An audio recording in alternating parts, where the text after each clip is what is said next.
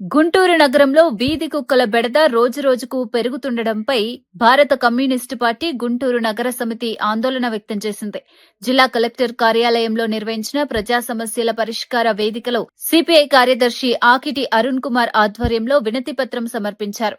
నల్ల చెరువు ప్రాంతంలో 6 సంవత్సరాల బాలుడిపై కుక్కలు దాడి చేసిన ఘటనను ప్రస్తావిస్తూ బాలుడు ప్రస్తుతం గుంటూరు ప్రభుత్వ వైద్యశాలలో చికిత్స పొందుతున్నాడని తెలిపారు.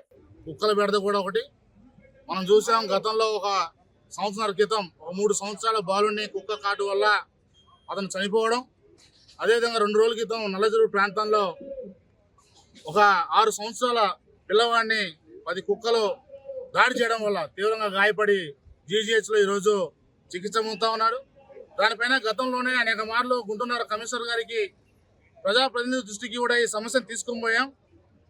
కానీ ఏమాత్రం కూడా పరిష్కారం వైపుగా వాళ్ళు అడుగులు వేయడం లేదు. అది కాకుండా మరొకటి చెప్తా ఉన్నారు అధికారులు, మా పైన బ్లూ క్రాస్ లాంటి ఇతర స్వతంత్ర సంస్థల పేరుతో కేసులు వేస్తా ఉన్నారు, కోట చుట్టూ తిప్పుతా ఉన్నారు అని చెప్పేసి వాళ్ళు చెప్తా ఉన్నారు. మీరు ఒకటి ఆలోచించండి. సిపిఐగా ఒకటి అడుగుతా ఉన్నాం. ఈరోజు ఈ గుంటూరు నగరంలో, అదేవిధంగా ఈ రాష్ట్రంలో కానీ మనిషి ప్రాణం ముఖ్యమా, కుక్క ప్రాణం ముఖ్యం అని చెప్పి మేము అడుగుతా ఉన్నాం.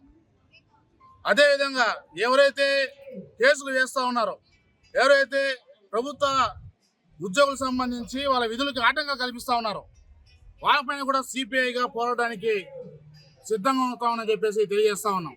ఈ గుంటూరు నగరంలో కుక్కల దాడి వల్ల ప్రతిరోజు కూడా ప్రజలు హాస్పిటల్ పాలవుతా ఉన్నారు.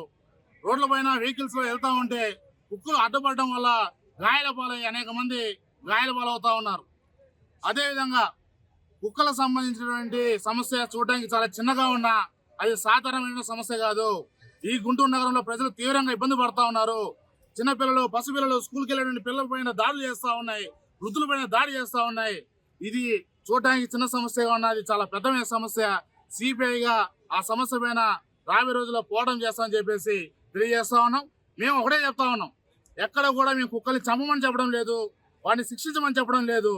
మేము వాటిని తీసుకొని పోయి ఏదైతే సుప్రీంకోర్టు గైడ్ లైన్స్ ఉందో ఆ విధంగా తీసుకొని పోయి సంరక్షణ కేంద్రాలు ఏర్పాటు చేసి, షెల్టర్లు ఏర్పాటు చేసి కుక్కలు మొత్తం కూడా అక్కడ వదిలి వాళ్ళ సంరక్షణ చూసుకోమని చెప్పి మనం చెప్తా ఉన్నాం. సుప్రీంకోర్టు కూడా అదే చెప్తా ఉంది.